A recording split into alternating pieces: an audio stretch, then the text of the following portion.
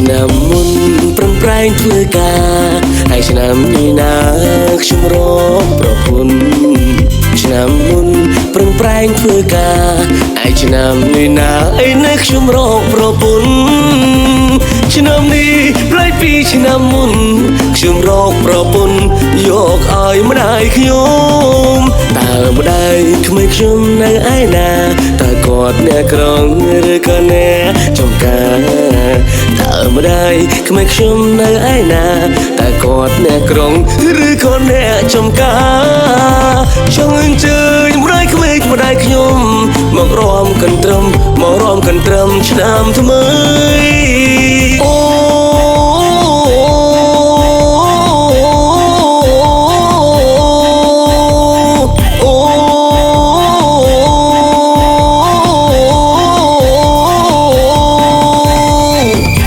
ចូលឆ្នាំថ្មីបងបងប្រុសស្រីជុំរំជុំគ្នាខ្ញុំសូមនិយាយសួរកុំអាចរៀបលាព្រោះខ្ញុំរងងារអត់គូយូរហើយសូមឆ្នាំនេះខ្ញុំមិនចាំឆ្នាំក្រោយហើយបែកគូខ្ញុំយូរម្លែងលោកហើយអ៊ំហើយរីអ៊ំសូមអ៊ំអានន្ទដល់ខ្ញុំដោយសារតែខ្ញុំជាកូនអ្នកស្រែមិនសូវបញ្ញាហើយក៏គ្មានលុយទៅនួយដូចគេសង្ឃឹមថាអ៊ំនឹងយល់ចិត្តខ្ញុំអ៊ំអើយអ៊ំខ្ញុំតាមមើលកូនអ៊ំ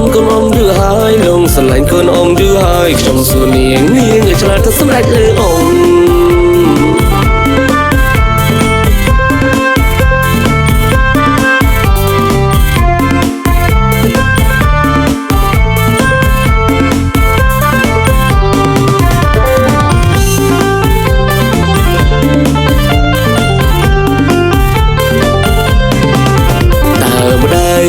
ខ្ញុំនៅឯណា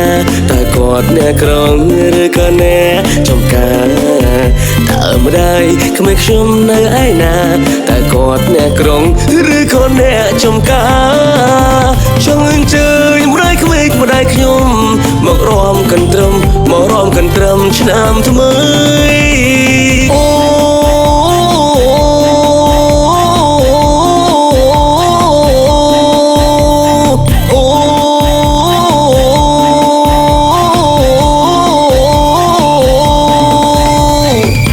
ចូលឆ្នាំថ្មីបងបងប្រុសស្រីជុំរំជុំគ្នាខ្ញុំសូមនិយាយសួរកុំអាចរៀបលាព្រោះខ្ញុំរងងារអត់គូយូរហើយសូមឆ្នាំនេះខ្ញុំមិនចាំឆ្នាំក្រោយហើយបែកគូខ្ញុំយូរម្លែងលោកហើយអ៊ំហើយរីអ៊ំសូមអ៊ំអានន្ទដល់ខ្ញុំដោយសារតែខ្ញុំជាកូនអ្នកស្រែមិនសូវបញ្ញាហើយក៏គ្មានលុយទៅនួយដូចគេសង្ឃឹមថាអ៊ំនឹងយល់ចិត្តខ្ញុំអ៊ំអើយអ៊ំខ្ញុំតាមមើលកូនអ៊ំ